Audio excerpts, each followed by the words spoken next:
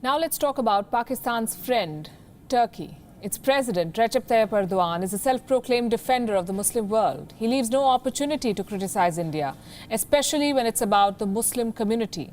He tried to lead a parallel grouping of the Muslim world with Malaysia's Mahathir Mohamad last year, a project that proved to be a non-starter. Now he's making headlines for converting an iconic museum, the Hagia Sophia, into a mosque in Istanbul. Just what is Erdogan trying to do? He's trying to prove that he's the biggest champion of Muslim rights. Then what happens to Erdogan when it comes to China, more specifically to China's Muslims, the million people who are in detention? Why doesn't he stand up for these Muslims? Because money. Tonight we'll tell you how China's checkbook has bought the silence of Turkey's president. Why just silence? He's become a willing accomplice in China's crime against Muslims. This is a story that exposes Erdogan's Islamic hypocrisy. First, a quick background for those who still don't know about China's Uyghur Muslims. They're living in what has been described as a 21st century concentration camp, persecuted, jailed, forced to renounce their religion, separated from their families and punished.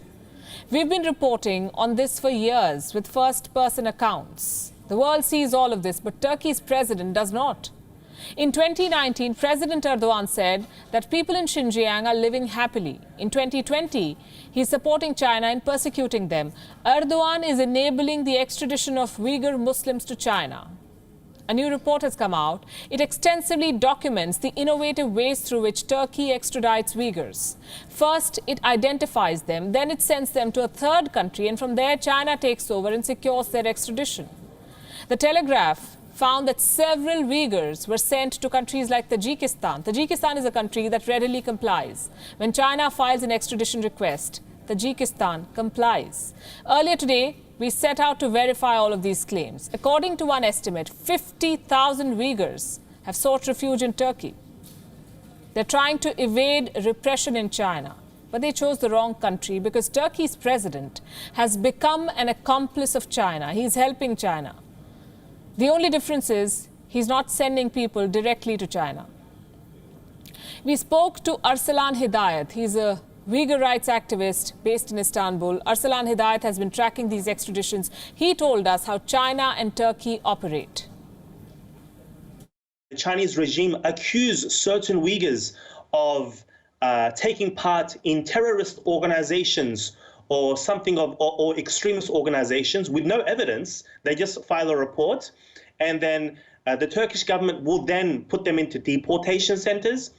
The Turkish authorities interview those individuals to find out whether or not they have relatives living in the outside world, whether it be in Europe, North America.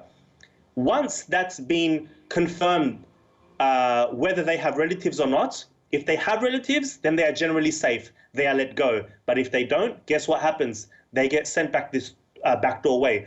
Another sinister way that the Chinese do this is that they get family members who are still in East Turkestan. They have them apply. They force them to apply to the Chinese authorities to say, we want such and such family back. We want our cousin back. We have heard that the Turkish government is not giving residence permits or refugee status to them. They're having a hard time. Please, China, get my family member back to me from Turkey. So they will come up with this sort of story as well. China is hunting Uyghur Muslims and Erdogan's Turkey is helping it. On your screen now is the copy of a Chinese government request. It was sent to the Turkish government. China wanted to extradite a Uyghur man who had fled Xinjiang. The extradition request named a person called Enver Turdi. He had shared information about Chinese government abuses with the Western press. In 2015, the Chinese embassy in Turkey refused to issue him a passport, so he couldn't renew his temporary residence, the temporary residence permit for Turkey.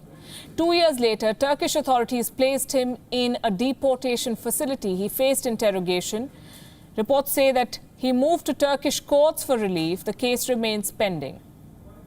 In 2017, Turkey and China had signed a draft extradition treaty. This treaty would obligate Turkey to deport Uyghurs directly to China, meaning the Turkish government would be bound to send back all Uyghurs to China. Erdogan tried to push it. But the Turkish parliament has not ratified it yet. So Turkey and China have found an alternative. Turkey sends Uyghurs to a third country from where China picks them up. Now here's a question. Why is President Erdogan going to such great lengths for China? Because he wants Chinese money.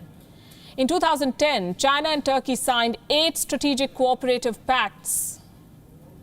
This could increase their annual trade volume to $100 billion this year.